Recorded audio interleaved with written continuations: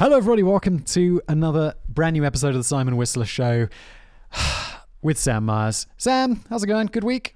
I'm going all right. I'm a bit sleepy. I'm happy. I'm going away.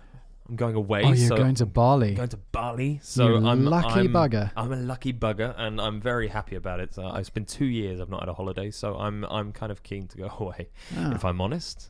Yeah. I've got my tea. I'm holding it. 2 years? 2 years. That's a long time. Why don't you go on holiday? Well, I've not had a proper holiday in 2 years. Like I've done like little 3 days, 4 days, but I've not done a proper like 2.5 week thing in about 2 years. What inspired this one? Oh. Wait, didn't you get is this your honeymoon? Because you got married in the summer. This is my honeymoon. Okay. Yes, the moon of honey. I'm just trying to get honestly get away. I think I've probably discussed it before. I'm quite a big sort of like traveler, and I've got like the itchy feet again. Yeah. And we haven't traveled for 2 years. Haven't traveled for 2 years. It gets that way. I mean, I don't know. I haven't left Europe I didn't leave Europe this year. I went to Sri Lanka last year, the year before, which was fun. How was that? You enjoyed that? It was okay. I can share my thoughts on this before we get into the show today. I lived there for a year, in 2011, maybe. I feel like I should know that, but all the years, my life just do you ever feel like every day just blurs into one and you're like, all the time, maybe it was in the previous decade? Like all the time. I'm never quite sure what I've done this year or the year before. Ever since I feel school and university, it's very clear. It's like, okay, I went to school between those years because years mean this big thing to you. You're like, oh, okay, yeah, these are the years that I did that I graduated in this year. But after that, it's just like, I think I started this at this point and then finished it then. And it's labeled year 8, year 9, or first grade, second grade, and then... For sure. And then you get a big hoodie with your year on the back and you're like, yeah, that was definitely 2005 was when I graduated secondary school. Did you? Yeah. We don't graduate secondary school. That's an American way of putting things. Graduate. Leave. You leave. You just leave. You leave. Yeah, you don't graduate. There's no glamour to English secondary schools. There's no big... the ones I imagine like in America is there's a valedictorian who gives a speech and they wear those hats that you wear at graduation from university, the mortarboards, and it's like they throw them up in the air. People are singing and people are dancing, doing talent shows and all that sort of stuff. And in my school, there was no talent like that. There was nothing. There was nothing.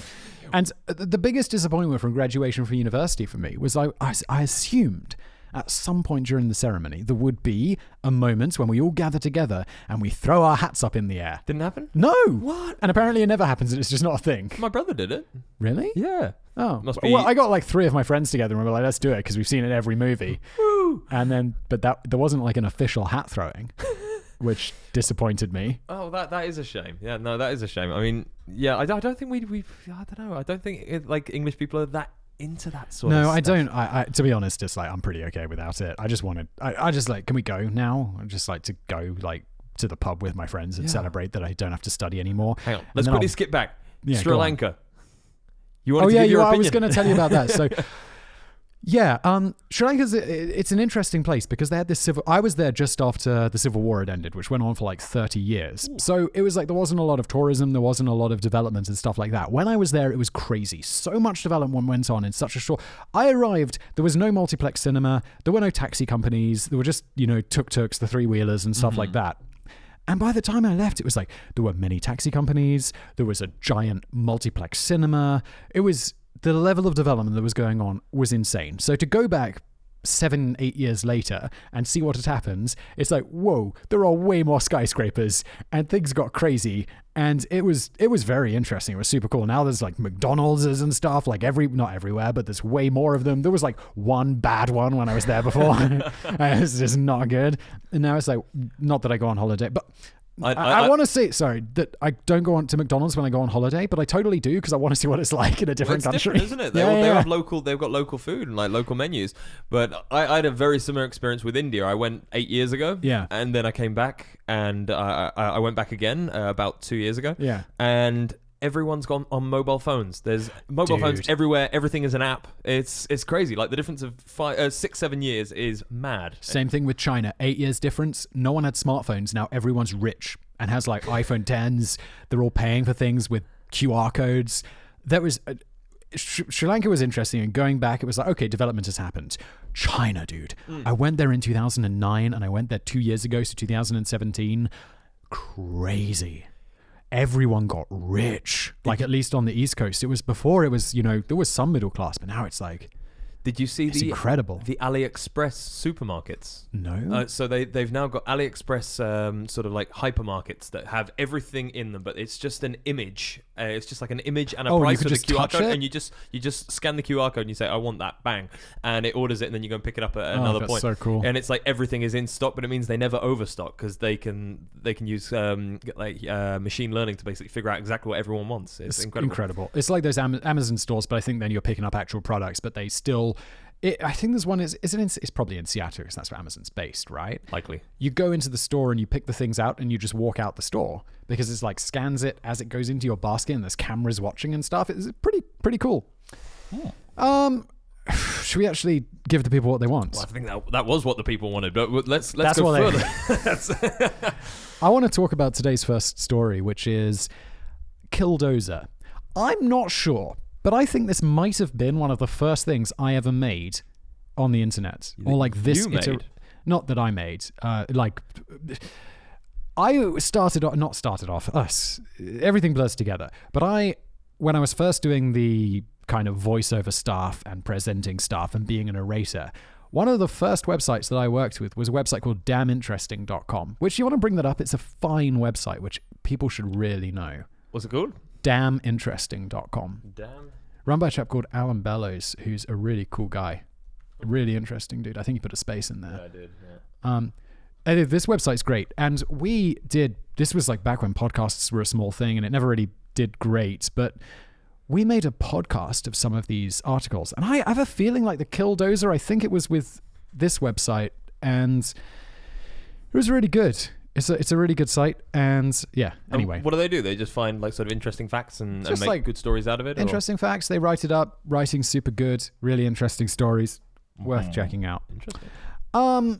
Okay, so the Killdozer. Anyway, go back to the doc and let's actually talk about the Killdozer.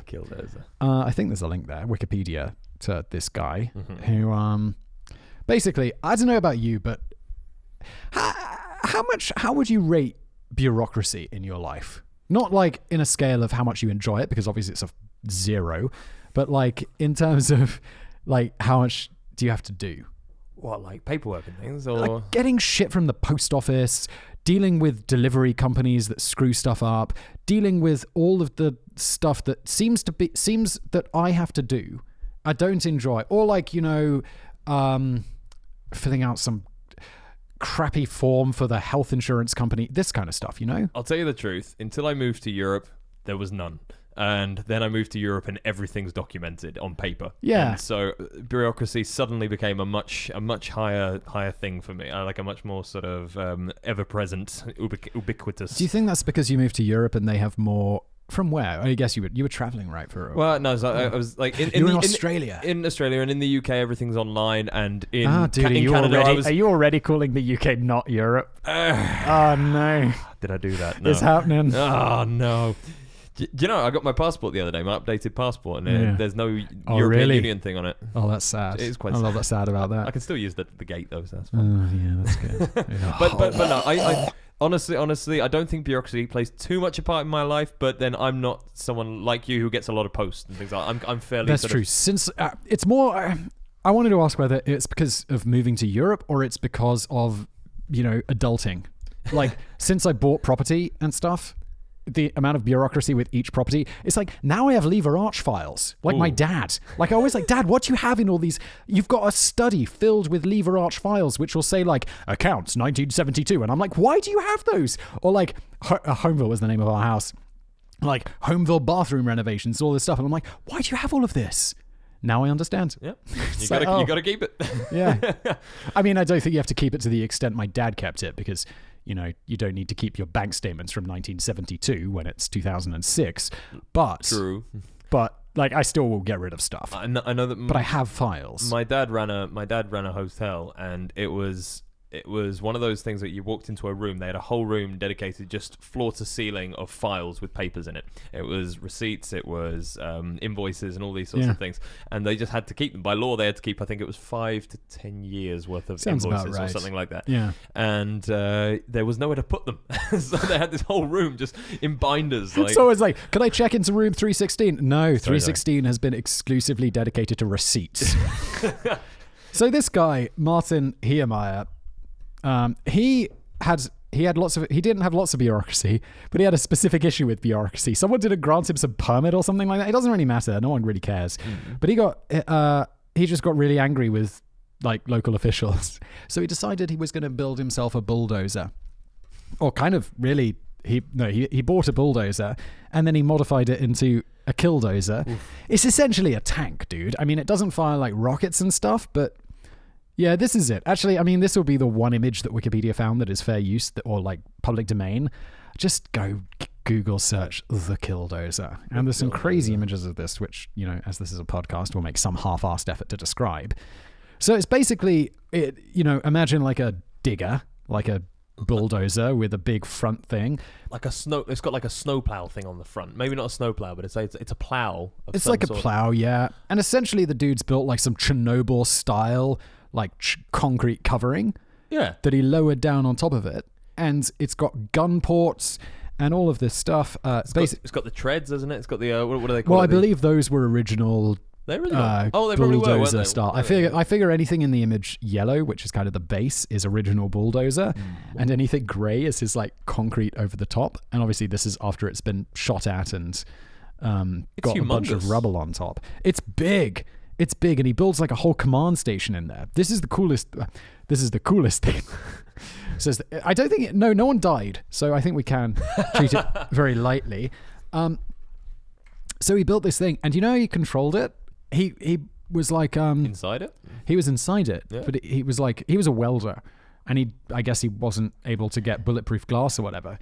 So he put a TV inside, a bunch of TVs, put cameras on the outside, and wired them in. That's very clever. So he was driving it essentially just with cameras and with cameras and TVs. And then also he had like little gun ports that would point. Load up that one. Yeah. There you go. So he had these big guns just pointing out of these ports, and he essentially gets in it, right? So he lowers himself in, and then he has this sort of crane-like device. He's just building this in his garage, by the way. This is amazing. What's it for? All right, yeah, I'm getting in. Don't worry, I'm getting there. So remember how he was angry? Oh, so he seals himself in, by the way, lowers the concrete top with a crane, knows it's a one-way trip. He's not getting out. So he then... Yeah, this is where it gets good. What? Yeah. So he's locked himself in. He's upset with, bureaucracy and all of this stuff. And he just goes on a rampage. He drives this thing, and it's in his small town of... write down the name of the town. It doesn't matter. It's not interesting. Unless people are watching. Someone will be watching from that town and be like, hey, my town's interesting. We're the killdozer guy. Demolish the Granby Town Hall. Granby, thank you. Yeah, so he destroys buildings, basically anything that he sees that wronged him. So he was having this dispute with this concrete plant. That was the one like about the bureaucratic thing that no one cares about, but it was like that's what set him off. He destroyed the town hall, the former mayor's house, the office of a newspaper that had written about him in a bad way, and a whole bunch of other stuff. God, I hope everyone was okay. Everyone was okay, but it was a right mission. So they sent in the cops. Just go back to the document, and there's a link to a YouTube video. If you open that up, and I'll tell you a lot more about it while you do. So the cops move in, and they try shooting it. They even try some like light explosives to kind of blow it up or like break it down or something. Just skip ahead. This is like a discovery thing. Oh, yeah. Oh my goodness. That is... So you can see him driving around in this killdozer. Oh, he's going straight for the house. Yep, he just takes out the trees. No! Just full on. It doesn't even slow down. Oh my God, it slices through it like butter. That's crazy. It's pretty intense, right? The man inside this armor-plated bulldozer. Oh my goodness, that's incredible. Pretty good. Like, everyone would want one, but that's... I'd want to drive one around like a demolition derby kind of thing. I was thinking, tanks are really expensive, right? Yeah. They should just buy... I mean, military budget's crazy. They could just buy a JCB. Yeah, just buy a JCB, weld some concrete onto the outside, put a few cameras out there. You'll be fine. So the cops move in. They don't have any success taking him out. They even consider calling in the National Guard. I don't really know what the National Guard is, but I think it's like a sort of more military-ish. Like the lower level of the army or something. The National Guard. But it can't be military because they can't deploy military on their own soil. Is it like Neighborhood Watch? Yes, Sam. It's like Neighborhood Watch. Sending out the National Guard. Yeah, they just go out. They go out with batons. And they consider, like, how are we going to stop this guy? We don't know how. So they were considering calling in the National Guard to bring in a helicopter with missiles to just blow it up. Blow it up? Yeah, but good news. Well, they tried blowing it up with their own explosives, but they weren't powerful enough. Bloody hell. Eventually, he gets stopped by... He demolishes, I think it was a hardware store. I don't write that down, so it might not be a hardware store. But he drives it in, and it turns out it's got a deep basement, and it goes through the floor, falls into the basement, and he can't get out. Karma. Yeah, and then he kills himself. He shoots the police are there. Yeah, there was one casualty. The dude who went on the rampage. Oh my god. I say no one is killed. No one's killed. Well, yeah. It's like, do the terrorists count? Do you want to include them in your casualty statistics? Not really. Yeah, exactly. He shoots himself in the head. It's all over. And then the police have an absolute mission getting him out of the thing because he sealed himself in a concrete box. This is horrifying. This is very Chernobyl. The first thing that case that he lowered on top of the killdozer reminds me of is that sarcophagus that they lowered over Chernobyl. Which they need to rebuild. They've already done it. Have they done it? They got the new one ready, yeah? Yeah. Oh, you've been there? I've been there. I went there last year. It was cool. Was it cool, yeah? Yeah. Well, I mean, do you feel any like adverse effects? No, dude. Of course not. It's like you get a radiometer or something. Geiger counter. Yeah, but it is a Geiger counter, but they called it a radiometer. Yeah, you're right. Well, it's a Geiger counter, whatever. And it tells you if you're in trouble. And also all the guides know where the like hot pockets of radiation there because it's not evenly spread. Yeah. And no, it's cool. There's and the bit under the umbrella on the wheel, isn't there? There's a really... Did anyone show you that bit? No. Oh, under the umbrella on the wheel. Don't sit on the wheel. Under the umbrella, there's a really high bit of... What umbrella? On the big wheel. You know, there's the big wheel in Pripyat. Yeah. In Pripyat. It's Pripyat, isn't it? I think it's Pripyat, but I'm not sure. I think I did a video about this. I got in trouble because I pronounced it like wrong. Or like in English, and then I'd gone with the Russian pronunciation or Ukrainian pronunciation or something, and everyone was like, "It's Pripyat," and I'm like, "Whatever, I don't care." Just shush. I'll tell you what this killdozer reminds me of. Did you see that guy? There was the video of the guy going around who he built someone's like entrance hall, and then he was under the impression that he hadn't been paid, and so he took the bulldozer, went in, knocked everything back down, and it turns out he had been paid. He just didn't check his bank account balance. There was a big video went around. It was last year or something. It was like a massive criminal case that the guy went and bulldozed all his work that he'd been doing for the last like 2 months because he was under the impression that he hadn't been paid. But he had been paid. He'd been paid. He just hadn't checked his bank account. He hadn't refreshed it. What a knobbo. You want to do another story? Shall I do one? You do one more. I'll do one more and then you do one. So a few episodes ago, I was going through, because I take notes occasionally when I watch these episodes back. Okay. Because so often, dude, the number of times we've said, oh yeah, I'll definitely take a note of that and return to it. I'm trying, and I do this on my other podcast as well. I'm trying to make a commitment to like actually do that. So I want to talk about nuclear power because we had an episode and we talked about the safety of nuclear power and how it is just by far the safest form. Appropriate. We were just talking about Chernobyl. Despite Chernobyl, despite all of this nonsense, nonsense, horrible nuclear disasters. Well, the disasters, yeah. Despite all of this, it's still, if you consider the casualties and effects and all of this stuff, it's still the safest. I was also under the impression that it was just better in general. And I have had my mind changed. Oh. Not about, which is... okay. I think it's important, like, if you have an opinion and you read something and you're like, okay, I think I was wrong about that. I'm not wrong about safety. I am wrong about the price and the cost of doing nuclear power and how renewable might actually be a whole lot better than I originally thought. So, first of all, let's talk about safety. I got some notes because there's lots of numbers.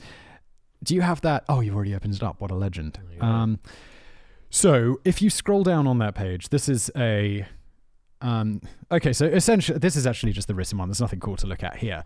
But essentially, all of this is just based on worst case scenarios. So if we look at the, because people are like, oh, we don't know how many people were killed in Chernobyl or the ongoing effects of Fukushima and stuff like that. Or some people even like say 3 Mile Island. And it's like, please, that was nothing.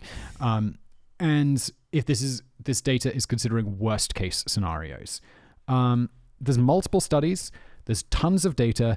It's super easy to analyze. It's fascinating. And the basics are essentially that nuclear, just in terms of raw kills, like number of people killed by forms of energy, coal is by far the worst.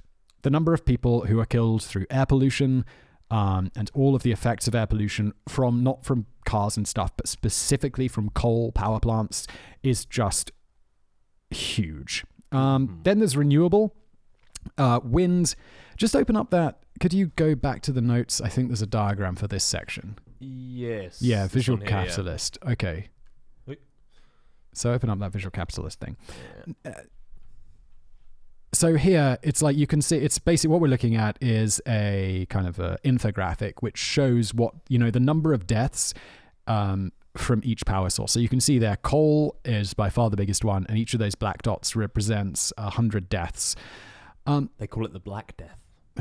Well, all sorts of horrible things. And then oil, and then all of this. And then wind is the second safest. So wind and nuclear are almost about the same. But wind power kills more people than nuclear. We're not talking bird casualties, are we? This is human casualties just from all of this. The solar one's super interesting because you think, how can solar power kill anyone? Falling off a roof. People falling off roofs, roof installations and stuff like that. Wind is curious. How does that happen? How do people die through wind? I assume, I don't know, actually, it doesn't say. But it's got to be something like that. And just installation. Just these are big things people are building out at sea, often when it's very windy. I suppose. Yeah. It can be a dangerous activity. And building a nuclear power plant is just not that dangerous, like for the people building it. I suppose until it's live and active in all the fissions happening, then there's nothing really dangerous. And then nothing about goes wrong. Yeah, it just doesn't go wrong. There's been 2 accidents. There are loads of power plants, and you've also got to consider, of course, with this, like the amount of power generated by a nuclear power plant is huge, humongous. Yeah. Like each coal power plant has lots of options for going, having errors and making pollution, but each nuclear power plant generates just so much more electricity. Yeah, I think most people. I don't know if that's a general statement. I think most people with sort of knowledge on energy and things like that know that nuclear is definitely the most efficient way to generate energy, and it's kind of the way forward. It's just people's main worry, I believe. This is where I think getting rid of the waste. That's the main worry.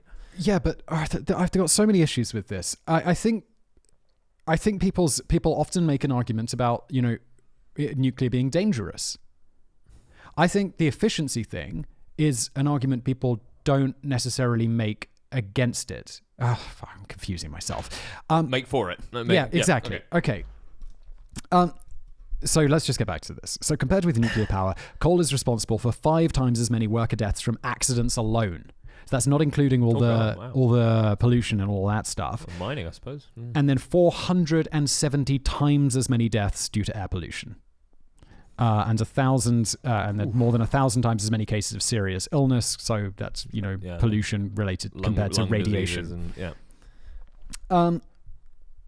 However, so I just say, when people are saying like you're having an argument or a discussion about power and the options and renewable and nuclear and fossil and all of this stuff, stop making the argument about nuclear being more dangerous and start making the argument that it's actually cheaper and faster. Because this is, I read a whole bunch into this, and I was really surprised. I was thinking, surely nuclear is a cheaper and faster, and it's the only option. It turns out like renewable is cheaper, and it is faster, and it's awesome, and... Wait, renewable's cheaper? Yeah, it's cheaper, because nuclear power stations are goddamn expensive. Like, I had no idea, but they're like tens and tens of millions. What, in running costs or in like uranium costs or installation? Like the big cost is getting it there, and once it's there, it's not cheap to run, but it's pretty cheap to run. Like just the upfront cost of setting it up is insane though. And then another thing this is all sporadically all over the place. There's so much. This is way more. You could do a whole. I'm sure people have written whole books about this subject. So I think that there's the safety thing, there's the pollution thing, and then there's the fact that renewables are cheaper, which is fantastic. And then the other argument is, which is super interesting, is none of this is considering the long-term effects of let's take renewables out of the question for a moment, because everyone can agree those are fantastic and we should be doing them. Yeah. But like comparing like coal and nuclear safety, coal power plants are contributing enormously, obviously, and oil and gas to global warming. Yeah, which is absolutely. arguably the biggest threat to our species that has existed. Mm-hmm. So nuclear doesn't contribute to that at all. Nuclear just leaves us with nuclear waste. Which, Sludge. Yeah, Is it sludge? I don't know what it is, Like, but they what have is to it? put it in the ground. Yeah. But in 50 years, it's not going to be an issue. Just blast it into the sun or whatever. Who cares? I just think like people complain about nuclear waste and it's like, and it's often the same people who complain about global warming. Yeah. Yeah. I mean, yeah. I suppose like the half-life of nuclear waste is however Doesn't many matter. We're millions blasting of it years. into the sun. No, I was gonna say we've got time to figure it Yeah. out. You know, it's like I do And agree. it's dangerous and it's bad, but as long as it's well incubated and it's sort of put under 15 tons of concrete and things like Yeah. that. You know, I think that's the key. Is that which we don't do well enough. Exactly. But we need to do better. But I dealt think with properly. I think we're still very early in our knowledge. Like for instance, we've been doing coal mining for how many like thousands of years, hundreds of years. Sorry, like as a species. However, with uranium, with nuclear power, it's still a fairly new sort of subject. It's something that we're sort of just not just touching into. Obviously, it mostly all started during the war, really, like when all the real sort of learning how nuclear works, or fission and like splitting the atom. And so it's a very young science, and I think there's a lot of distance to be traveled with this. I say this as a complete novice in the subject. Agreed. Yeah. It's still early days. And also, the amount of power that we actually extract from the uranium is tiny. Like that stuff that's going into the nuclear waste is still full of energy. That with better nuclear technology, we could hope to go back in and use that better and use. I don't have this written down. I listened to a podcast about this a while ago. I think it was saying like we use only 1% of the potential energy of uranium. And Really? the rest of it we just can't access efficiently right now. It's just not worth it. But with a breakthrough in nuclear technology, we might be able to.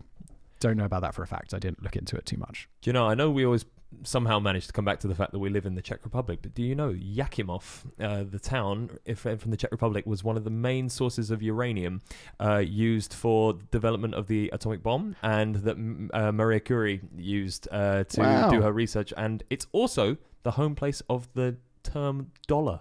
As in Tola. Thaler, and then yeah. So once upon a time they made it. It was a silver mine, and they produced so much silver that all over Europe and all over the world they began to standardize the thaler, which was the currency at that time.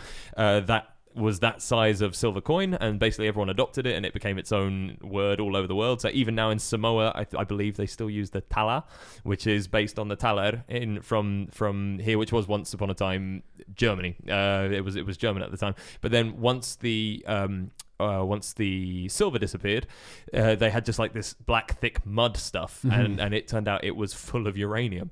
And so Maria Curie was like doing research on it, and ultimately it killed her, but got her the Nobel Prize as well. So There you go. fun fact.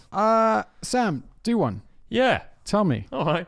What are you going to enlighten me Do with one, today? Sam. Yeah, do your story. My voice is getting tired. Righty. I wanted to talk about Frank Sinatra and his ties to the mob. Did you know he wasn't a mobster, but he had some good ties into the mob? I don't know if I know this because of movies or something, but I always feel like this was a thing about Frank Sinatra, and wasn't he helped up to the top by the mob maybe, or some... Well, so he had a dossier put together by the FBI, and they followed him his whole career. The FBI, I feel like back in the day, was this under Hoover? Is that the right... Yes, it was. Yeah, okay. It was.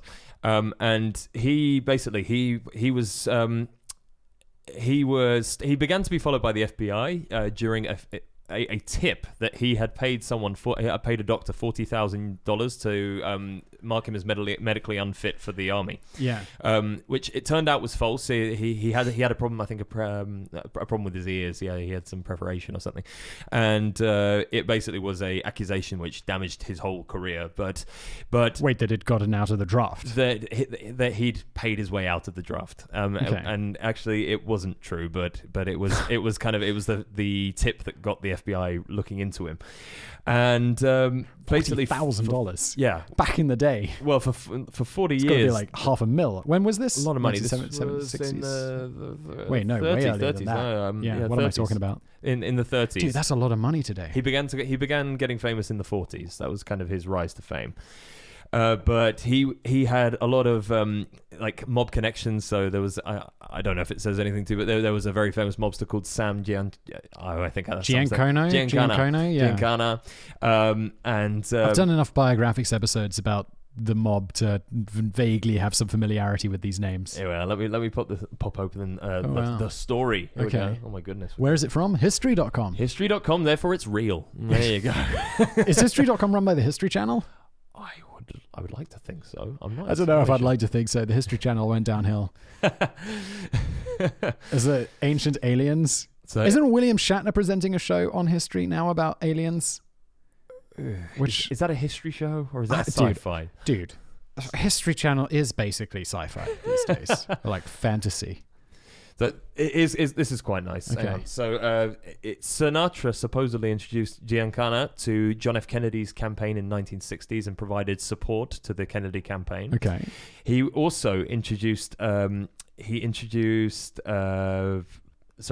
Judith Campbell Exner, Giancana's girlfriend. During the long years, the years-long affair that followed, Exner allegedly acted as a liaison between Kennedy and Giancana. So he was sort of the link between the mob and the presidential suite. So that was... Oh, you look confused. I'm slightly confused. It was a lot of names going to a lot of places. Yeah. So there was a years-long affair between Judith Campbell Exner, Giancana's girlfriend, Yeah. and Kennedy and John F. Kennedy. Okay. And what's this got to do with Sinatra? So he was the one that introduced them. He put them together because he had all the mob links. Who? Sinatra. Sinatra had mob links. So everywhere. Sinatra was the mob's matchmaker. Exactly. He was basically the FBI were following Sinatra because he had friends in the mob everywhere he went. Okay. So he would deliberately, I can't remember exactly who they said it was, but he would arrive to an airport and two brothers. Why not follow someone actually in the mob? Well, no. This is it. Two people that were known to be in the mob would come and pick him up at the airport.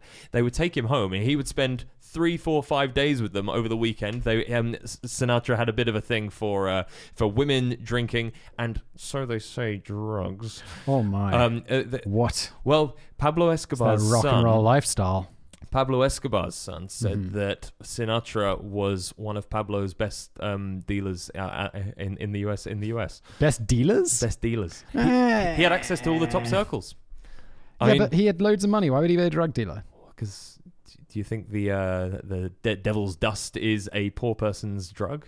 No, but if I was buying the devil's dust, the person who sell it to me is probably not rich. Oh, but they are. No, he works for some guy who's rich. Oh, but no. Well, this is that's what Pablo Escobar's son said in an interview. So whether I'm it's legit super or skeptical about that. That sounds like conspiracy theory. Pablo Escobar's son, not probably the most reliable source on the planet. Well, he seems like a nice guy. I've got to be honest, but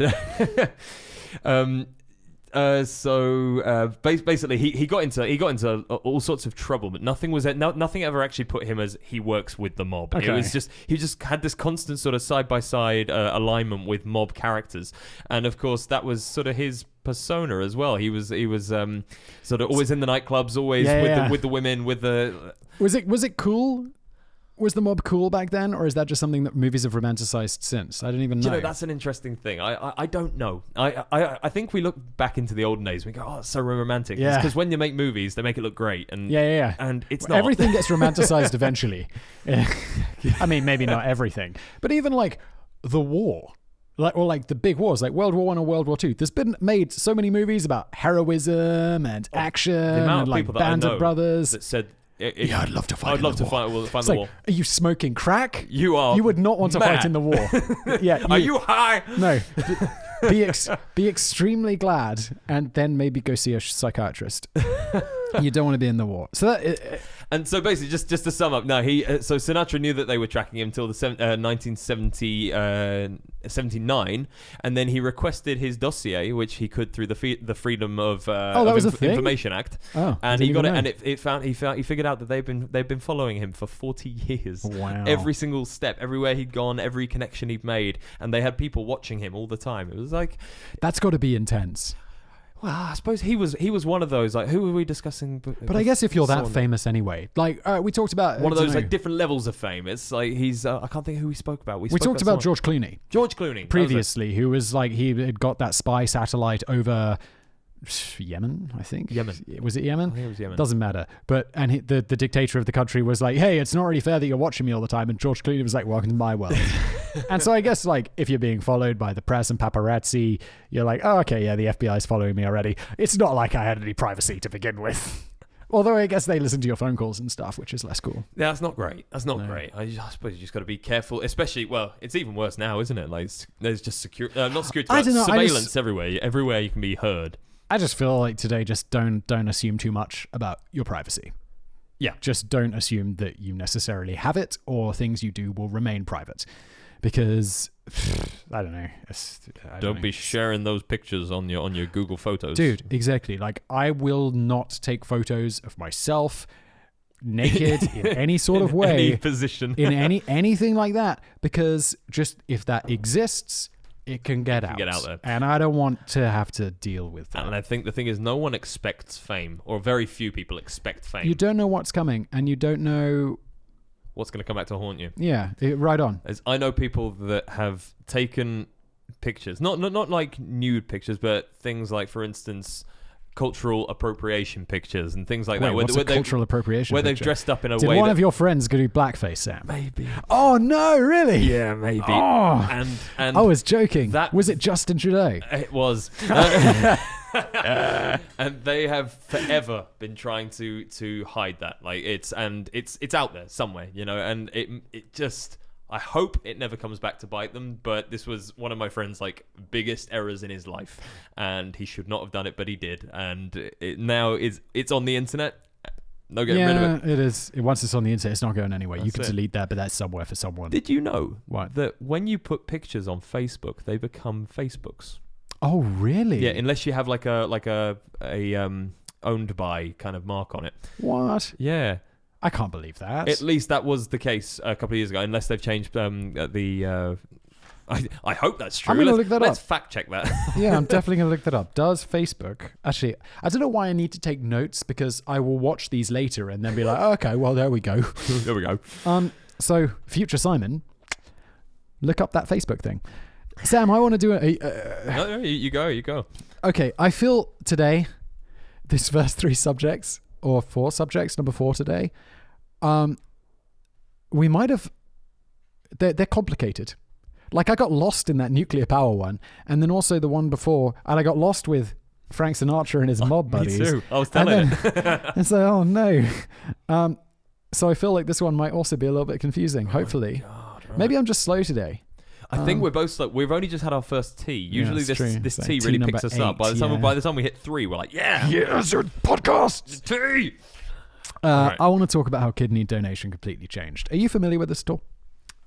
How the kidney exchange system works? An exchange system. Yeah. I think we touched it, but we never went into it before. No, it's because it's insanely cool. This is probably one of the ones that we like, oh, I heard about this in a previous episode. Let's follow up. Open up the BBC article just so we got some pictures to look at. Alrighty. This is actually one of my favorite things ever. So there's this economist who we're about to see a picture of, or we're not, we're going to see a picture of some kidneys. There's an economist whose name is Alvin Roth. This guy, there he is, who is an absolute legend. He's a professor. He specializes in game theory. Familiar with game theory? I am familiar with game theory. Don't go for number 1. Go for number 2. And if everyone goes for number 2, you're all likely to end up with someone. A Beautiful Mind. Did you not see the movie A Beautiful Mind? Yeah, but Russell Crowe. That's true. So if there's a bunch of guys come into a bar and a bunch of girls come into a bar, oh yes. If you all settle for going for like a slightly lower than the best looking one, if you all compete for the top option, no one's going to get anyone. Yeah, and everyone ends up with a worse outcome. there's lots of different things about game theory. But anyway, obviously, because this guy spent his entire career, studying it. So he isn't, obviously, the broader field here is economics. He won. Actually, I don't think there's a Nobel Prize for economics, but it's like they introduced it later, so it's kind of basically the same thing as a Nobel Prize. He won the Nobel Prize in economics for taking essentially a part of game theory and applying it to the world of kidney donation in the most incredible way possible. I'm going to go away from my notes for a sec, because I think if I look at my notes, which is just a huge pile of things, I'm going to get really lost. So hopefully I'll actually remember how this works and I'll be able to tell you with examples. So what happens before was like, okay, so Sam, you're my buddy and you have kidney failure and your kidneys don't work anymore. And I'm like, Sam, I want to give you one of my kidneys. Oh, he's so kind. Yeah, you're welcome. The bad news is, it's not likely that we're going to be compatible. Oh. So it's a bit of a problem. So before, you have to wait for someone to die who has your matching blood type, or you have to make someone just to make an altruistic donation. Someone's like, I want to give up one of my kidneys to someone. You have to wait for one of these two options. Dude, or if you're in China, just say that you want to buy it off a prisoner. Dude, this is so messed up. We could talk about that in the future episode. Oh.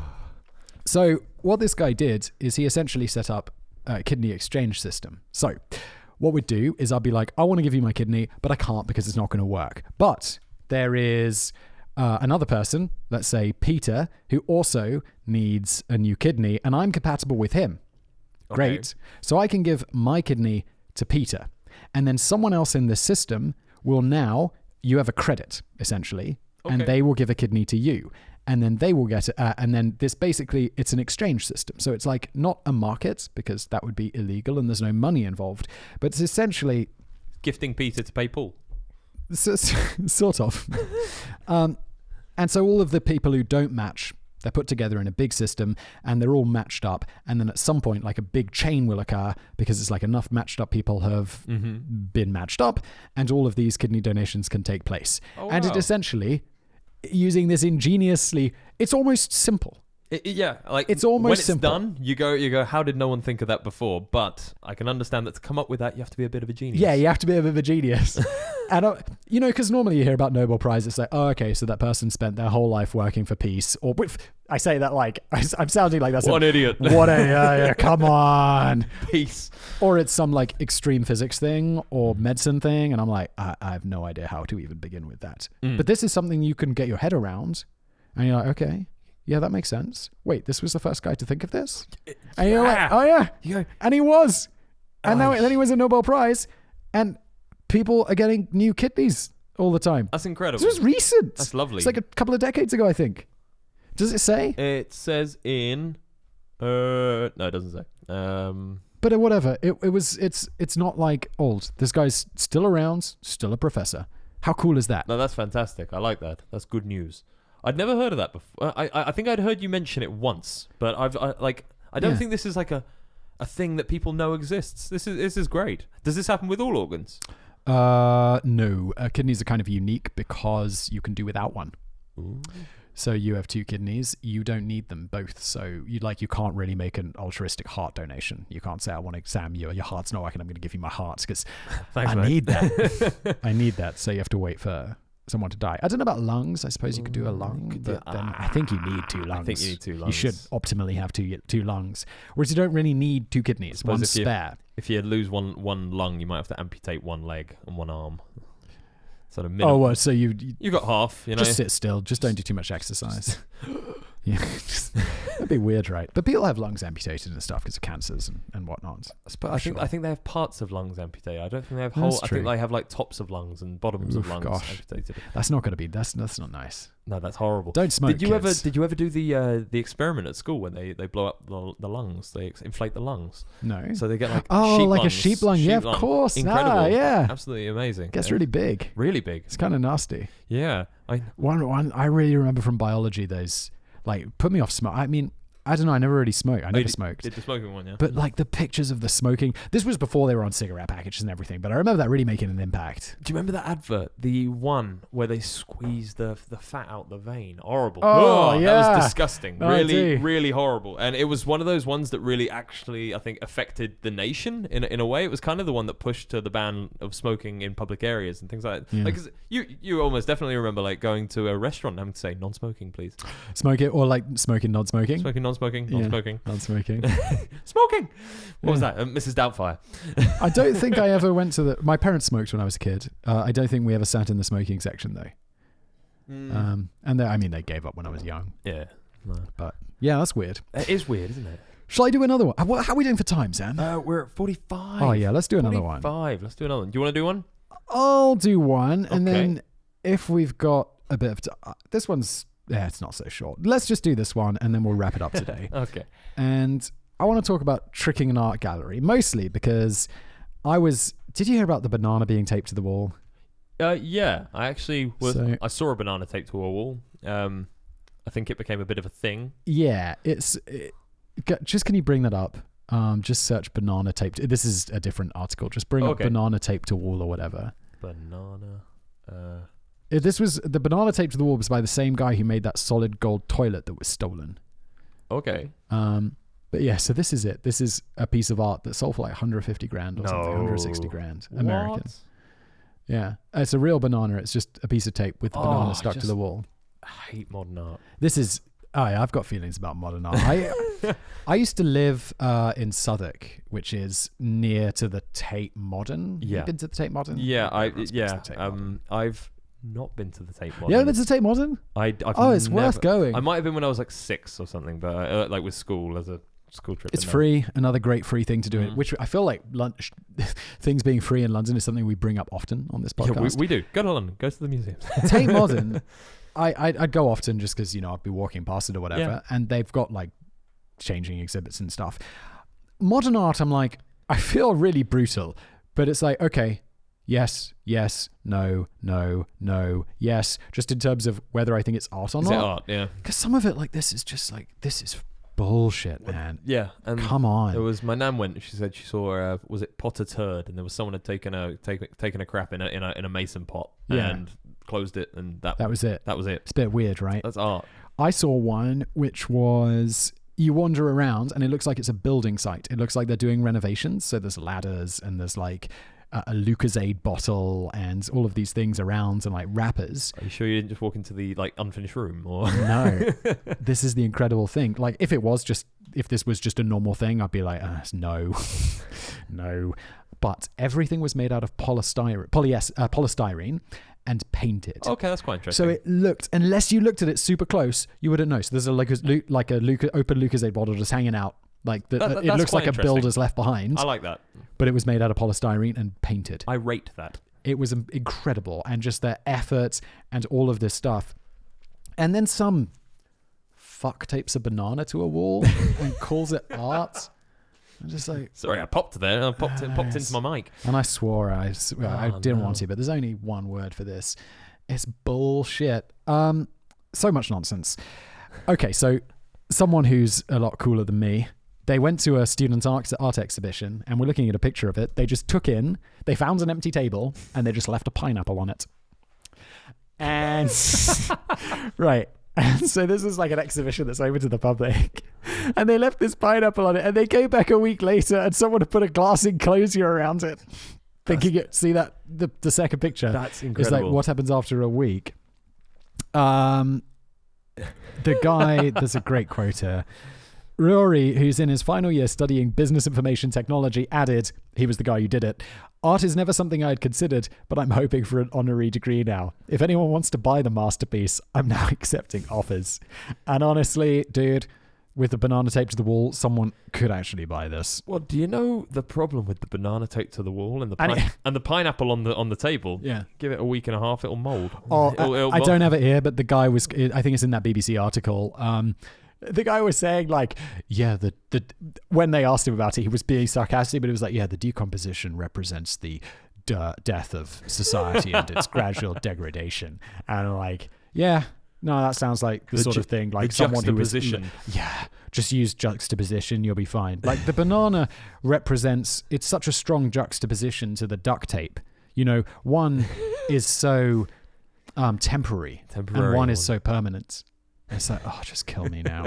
You know that whole thing with the banana tape to the wall, though? The guy bought it for like 160 grand. Oh, I'm not sure if it's 160. It was an insane amount of money. Yeah. Whatever it was. And you're not technically buying the banana and the tape. You're buying like a certificate of it. So you can, because the banana's real, so you can replace the banana with your own banana. And then so you're just buying a certificate that says essentially that you spent 100. Who buys this? It's got to be just showing off, right? 100%. It's got to be like a lord who's inherited his lordship, and he's gone. Oh, do you know what I need? I need modern art. And then I don't think those guys buy modern art. They buy like Dutch masters and put them up in their manors. I think it's got to be some new money, some idiot. Or some Saudi prince or some shit like that. It could be a Saudi prince. No, you're right. Yeah, that's, anyway, someone bought it. I wonder if we know who bought it. Who knows? I thought, like... If you bought it and you're listening, we want to hear from you. Yeah. No, I don't. I don't want to talk to you. The reason that I found out about the certificate thing is because someone ate the banana that was on display. They walked into the art gallery, just took it off the wall and ate it. No. Yeah, and called it performance art. No. And I'm like, that's actually good. I actually appreciate that. Really? But also... So this guy was, yeah. It happened like a couple of weeks after or a few days after or something. He just ate it and said, yeah, I'm a performance artist. And people were like, oh, okay. I'm going to rob a bank. And then when I get caught, I'll be like, no, it's performance art. Performance art. Yeah, performance art. Have it back. And then if you get away. If you get away. Great. Yeah, cool. That was a good... It's just the excuse for everything. Why'd you kill all these people? Performance art. Performance art. Isn't it beautiful? The juxtaposition of... With a nice Chianti. So there's some other pranks that I wanted to bring up. Do we have time for it this episode? Mm-hmm. Cool. Okay, so these are good. Someone just goes into it. This is another one. This is another BBC one. Oh, it's on the same article. Just go. He closed it. Don't worry. No, you got to bring up the picture. Bring it up. I want to see the picture again because it's dumb. Some guy just walks into an art gallery and puts a pair of glasses down on the floor. And people start like looking at them, being like, oh, interesting. And then he's just taking pictures of people looking at just a pair of regular spectacles. Just on the floor. Like, it's beautiful. But the naivety of the people visiting is genuinely frustrating. It kind of it kind of scratches at my heart a little bit. How about this? This is how we can decide whether something's art or not. This is a unique thought. What we do is we have someone standing there with a camera taking a picture of you looking at it. And if you feel uncomfortable about the situation, like looking at the banana on the wall or the glasses, and you feel like, ooh, I am worried about looking at this because I think this could be a prank. Am I going to look like an idiot? Yeah, am I getting punked? And if the answer is like 99% of people feel that way, it's not art and it should be removed. Oh, fair enough. I don't know. I think that's quite a good test. I think that's a moderate test. Yeah. Well, what would you do? Just ban it all? It's just be the exclusive lord of deciding. No, I'll do that. Yeah, no, I think actually that's a fairly reasonable sort of. I think it's quite reasonable. That's reasonable. Yeah. Okay, good. No one's going to do this because it's not cultured. If you're listening, Tate Modern. I've got a suggestion for you, Tate Modern.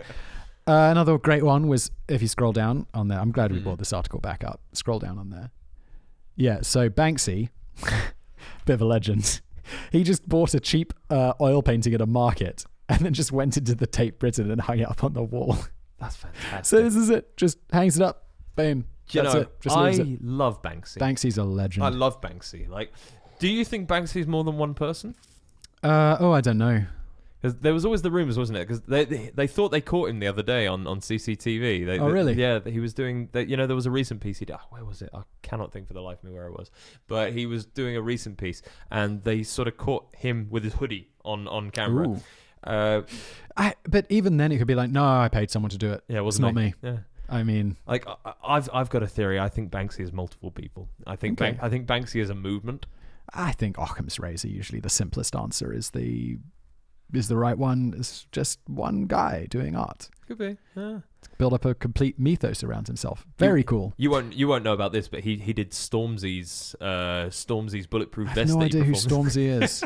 What? That's why I brought it up. Who's Stormzy? I really have no idea. You didn't hear the song "You're Getting Too Big for Your Boots"? No. He headlined Glastonbury, got the Brit.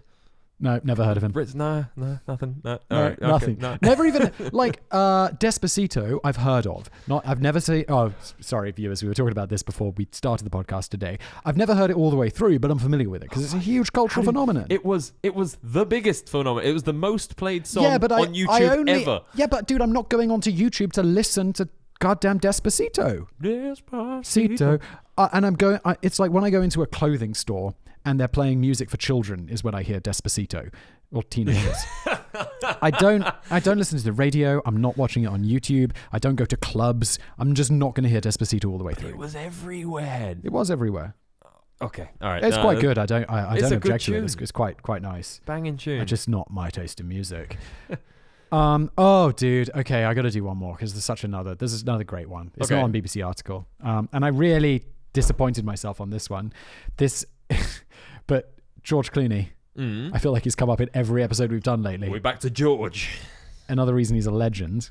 I'll just read the quote from HuffPo. Hollywood's big charmer, George Clooney, pulled one over on his best friend, Richard Kind, when he fooled him into hanging a hideous work of art in his home. Clooney found a huge, ugly work of art that had been left out on the street and started planning from there. He then started working I have art class into conversation with Kind for a year.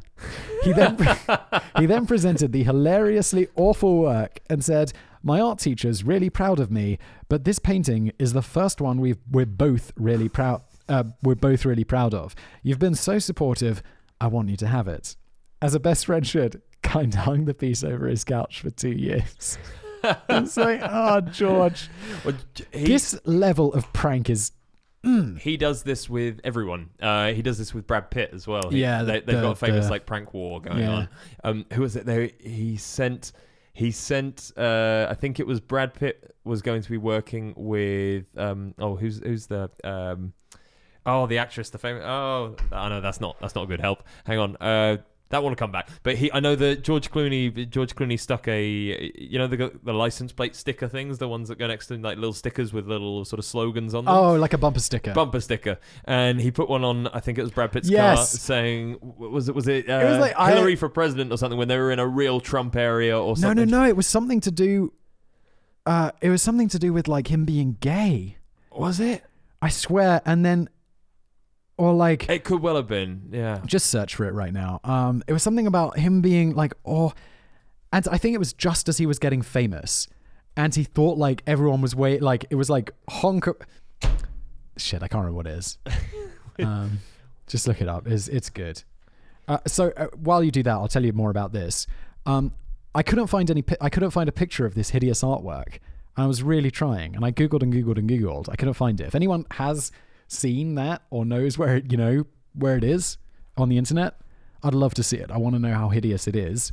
And then also, it wasn't worth any money at the beginning, but now if that went up to auction, I bet it would be worth an absolute fortune because it was part of George Clooney's prank. Have you found it? Yeah, I have. I got a bumper sticker in the shape of a pot plant that said "fuck cops." I put it on the back of his car. We were both wrong. No way they're not getting arrested for that. I swear there was another one with him and him getting beeped at and him thinking he was more famous than he was. Oh. But it might have been someone else. But I feel like it was another Clooney-style prank. I'm just desperately trying to think who it was. Don't worry, we can... he bought for a famous actress who is famously good at accents that Brad Pitt was going to be working with. He sent from Brad Pitt these a list of elocution classes and accent specialists, and said, "These really helped me when I prepared for my part as so and so. If you need any help, don't hesitate to get in touch." And she's like famous for doing voices. I cannot think who it is. I can see the face. This won't help. She played the mum in Mamma Mia. She was never seen it. Yeah, I didn't think you would have. There's Jimmy Kimmel does a great prank on I think it's his agent, and so every year he sends out Christmas cards from his agent, So he essentially sends it, like, he makes up the Christmas cards himself and then signs them from someone else and mails them out to everyone that guy knows. And, yeah, but the Christmas cards, they're really subtle, but they make him look like a dick, like on purpose. So it'll be like a picture of him on a giant yacht or something. Okay. Like, wishing you a Merry Christmas from my giant yacht. And things like this. I think that's pretty awesome. It was Meryl Streep.